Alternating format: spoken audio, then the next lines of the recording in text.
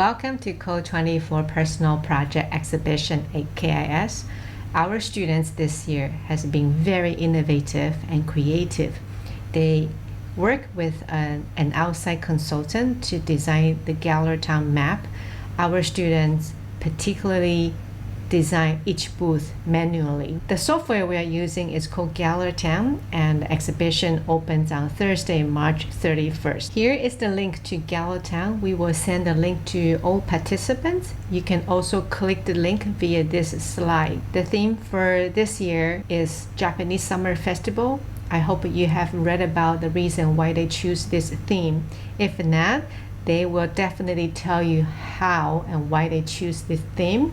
Please come join us for the Gallertown experience. In addition, you can follow us on Instagram at KIS Code 24PP. This is the space where students will be posting their posters, the final product, and their reflection. That is static. You can visit anytime. Before I show you how to use Gallertown, please make sure you come and join our exhibition on time, because we can only accommodate 150 people at most in each section. For parents, please do come in at 3 o'clock to 4 o'clock, and please do be coming in on time. That's when our MC will be explaining the theme, the journey, the process. So please do come in on time. Now I will walk you through how to enter the exhibition space step by step. First of all, please make sure you enter by using your real name. If there is any name that we can't recognize or that is too crazy, we'll definitely remove you from the guest list. You can choose your avatar, so you can have a different look, different color of your hair, different hats, different accessories, so can definitely edit this. When you join in the space, turn off your microphone, turn off your camera, and you can join the gathering. It takes a little bit time to load up. When you join the space, please make sure you have your headphone on, especially if you are doing this with other classmates in a classroom. So once you come into this space, you see on the left here, I got a little mini map. You can close it so it doesn't block your view. Also down here is your profile toolbar.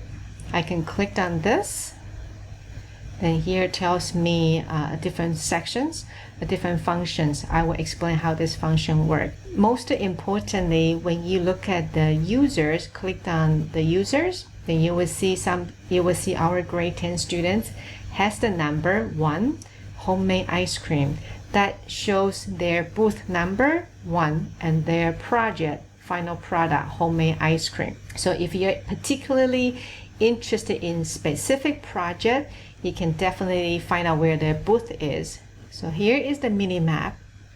Then the map tells you where their number is. On the from 1 to 10, that's about food.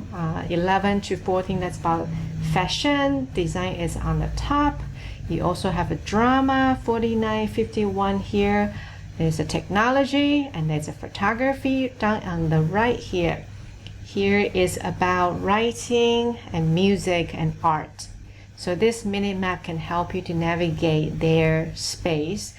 Of course, their booth number and their product can help you to easily find them as well. So coming to the space, you follow the arrow and you walk around. Feel free to navigate different space. I decided I'm going to visit my booth number 1. Coming to the space, before you come into the space, you see there it says press X to enter. So you come into the space, immediately that becomes a private area. That means our students will be presenting their project to you in a private area. Other people will not be hearing their sharing. You follow the presenter's instruction, click on the X, letter X on the keyboard. Then they will pull out a slide they have prepared for you. They will guide you through their journey. So our presenter will say, look at slide number 1, and they talk about their journey. Look at slide number 2, they look at their process. Look at slide number 3, they look at their product. So that's how you interact with the objects.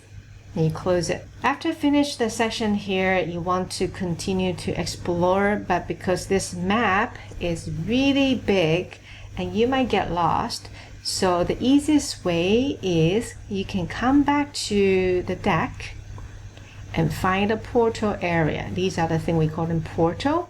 Portal means you can transfer from one place to other quite quickly.